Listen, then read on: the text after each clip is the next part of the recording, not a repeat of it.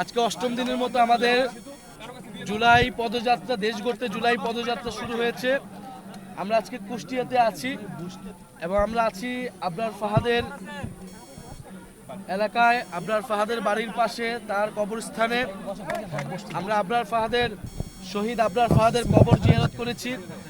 আমাদের পাশে শহীদ আবরার ফাহাদের শ্রদ্ধেয় বাবা, উনি উপস্থিত আছেন। আবরার ফাহাদ বুয়েটের মেধাবী শিক্ষার্থী ছিলেন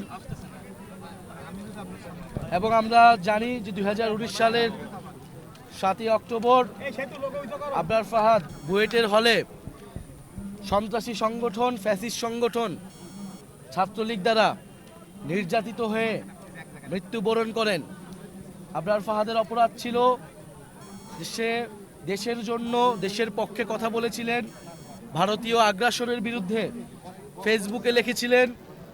বাংলাদেশের সাথে যে চুক্তি করা হয়েছিল, ফেনী নদীর চুক্তি করা হয়েছিল, যেখানে বাংলাদেশের স্বার্থ ক্ষুণ্ণ করা হয়েছিল, এরকম বাংলাদেশের স্বার্থের পক্ষে আবরার ফাহাদ কথা বলেছিলেন দেখে আবরার ফাহাদকে ভারতীয় তাবেদার সংগঠন, ফ্যাসিস্ট সংগঠন ছাত্রলীগ সারা রাত নির্মম নির্যাতন করে হত্যা করে এবং আমাদের ভাই আবরার ফাহাদ শহীদ হন।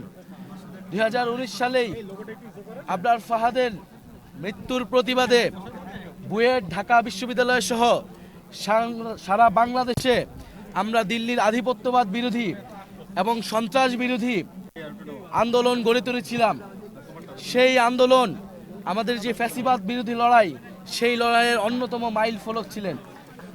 2018 কোটা সংস্কার, নিরাপদ সড়কের পরে 19 সালের এই যে আবরার হত্যা কিন্তু একটা বড় ঘটনা ছিল আমাদের জাতীয় রাজনীতিতে। এবং আবরার ফাহাদের মৃত্যু এবং এই মৃত্যুর প্রতিবাদে যে আন্দোলন, সেই আন্দোলন কিন্তু বাংলাদেশের রাজনীতির মোড় ঘুরিয়ে দিয়েছিল এবং ভারতীয় আধিপত্যবাদ বিরোধী যে লড়াইটা আবার নতুন করে শুরু হয়েছিল। এবং আবরার ফাহাদকে আমরা বলেছিলাম যে আমাদের ভারতীয় আধিপত্যবাদ বিরোধী শহীদ, এবং দিল্লি না ঢাকা সেই স্লোগান উঠেছিল সেই আবরার ফাহাদ হত্যার যে বিরোধী প্রতিবাদ মিছিল, সেই মিছিল থেকে। ফলে আজকের এই দিনে আমরা আবরার ফাহাদকে গভীর শ্রদ্ধার সাথে স্মরণ করছি, তার রুহের মাগফিরাত কামনা করছি। এবং আবরার ফাহাদের যেই পথ আমাদের দেখিয়ে গিয়েছে, বাংলাদেশপন্থী পথ, ভারতীয় আধিপত্যবাদ বিরোধী পথ, আগ্রাসন বিরোধী পথ, সেই পথেই আমরা জাতীয় নাগরিক পার্টি রাজনীতি করছে। সেই পথ ধরেই জুলাই গণ অভ্যুত্থান সংগঠিত হয়েছিল। ফলে আবরার ফাহাদ থেকে আবু সাইদ, সেই সকল শহীদদেরকে আমরা স্মরণ করি। ফ্যাসিবাদ বিরোধী লড়াইয়ে আন্দোলনের সময় গত 16 বছরে যারা গুম, খুন এবং নির্যাতনের শিকার হয়েছে, আমরা সেই সকল শহীদ এবং সকল নির্যাতিত মানুষকে ধারণ করি। এই দেশ গড়তে জুলাই পদযাত্রায় আমরা সেই শহীদদের আকাঙ্ক্ষাকে ধারণ করছি। সেই শহীদরা যেই স্বপ্নের বাংলাদেশ দেখেছিল, যে স্বাধীন সার্বভৌম মর্যাদার বাংলাদেশ স্বপ্ন দেখেছিল, যে বাংলাদেশপন্থী রাজনীতির উত্থান তারা করতে চেয়েছিল, আমরা সেই রাজনীতি করতে চাই। সেই আহ্বান আমরা পুরো দেশবাসীকে জানাচ্ছি।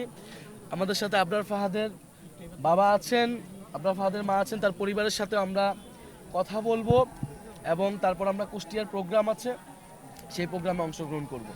তো আপনাদেরকে ধন্যবাদ যারা আপনারা এখানে কভারেজ করতে আসছেন। আঙ্কেল যদি কিছু বলেন।